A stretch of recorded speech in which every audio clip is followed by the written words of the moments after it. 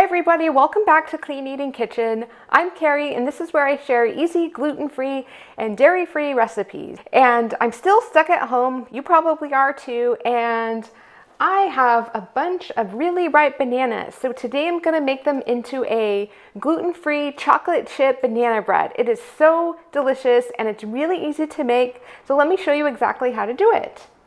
So first I have my dry ingredients that we're going to combine into a bowl. And this is 1 cup of gluten-free flour. And I'm just going to put it into my big mixing bowl here. And then I have a 1/2 cup of coconut sugar. And we don't need too much sugar because we are going to be using chocolate chips, which of course have sugar, and then we also have bananas that have a natural sweetness. And so also to my mixing bowl, I'm going to add 2 teaspoons of baking soda,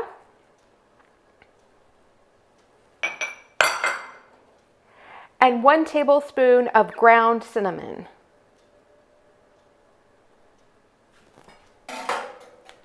And then I'm just going to add a pinch of sea salt. And it's always good to add a little bit of salt even to sweet baked treats because it helps bring out the natural flavors. And then I have a 1/2 cup of dairy-free chocolate chips.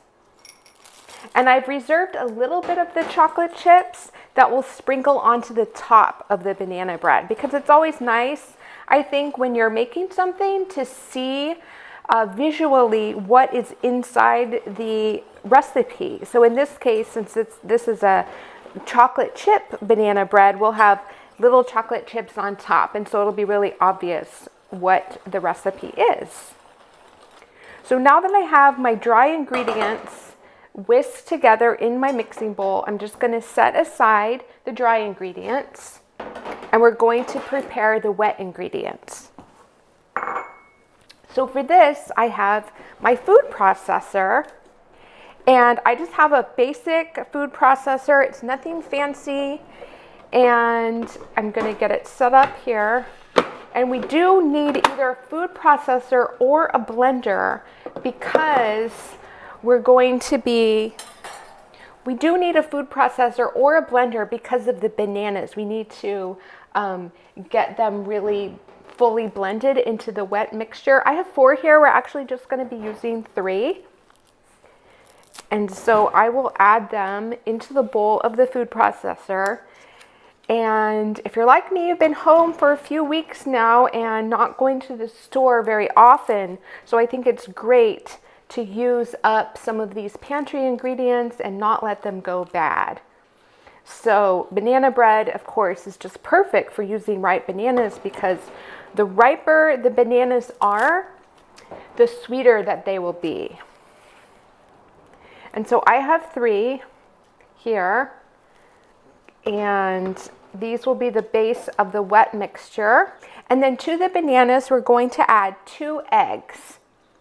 Now I know eggs are a little bit hard to find these days. So I've made this recipe in a vegan version, and it turned out great. It was a little bit mushier than the regular version that we're making today. I think because the eggs provide for a little bit of fluffiness that vegan eggs maybe just don't match perfectly, but you can make this vegan without regular eggs. You would use 2 flax eggs or 2 chia eggs. And then I have a 1/2 cup of coconut oil that is melted. And so that goes in with the banana and the eggs. And then the last wet ingredient is just about a 1/2 teaspoon of vanilla extract. And so we're just going to pop the lid on the food processor and then blend the wet ingredients, which is pretty much the bananas, and then we'll pour the wet ingredients into the dry ingredients.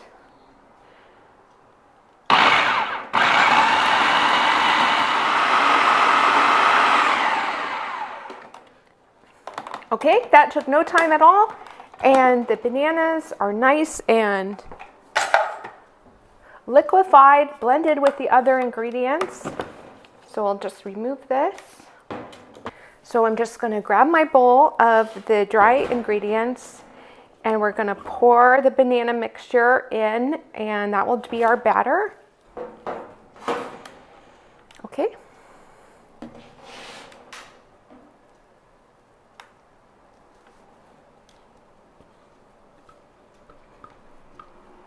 This is such a simple recipe, and it's really comforting and delicious, and everybody in the family loves it. It's just a really nice treat to have during this kind of interesting time that we're going through. Okay, and then I'll just stir the batter together.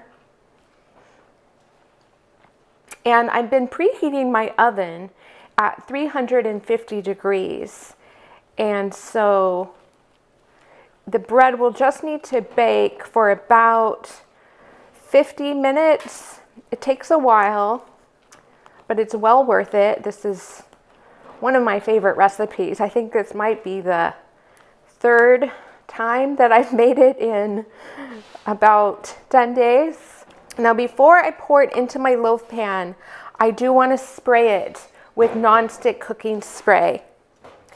And so I have some coconut oil spray here. I'm just going to give it a light little spray around the sides, and that will make it so much easier to slice the bread when we're finished.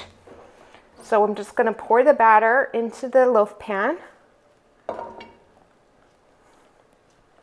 And then remember, we reserved a little bit of chocolate chips to put on the top.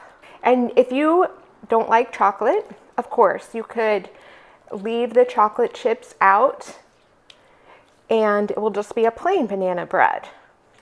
But I am definitely a chocoholic, so I'm always putting chocolate into pretty much everything. Okay, so there's the batter. And then I just have a little bit of chocolate chips, just a few tablespoons that I'm going to sprinkle on the top. Great, and then my oven's right behind me, so I'm just gonna pop this into the oven, and then we'll be back in about 50 minutes and we'll check it out.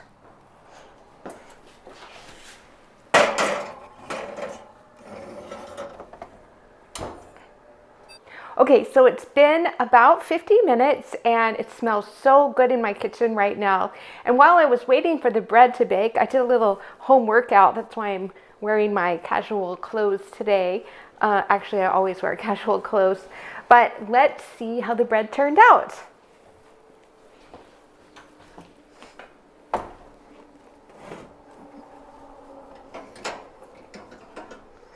Oh, it looks so good.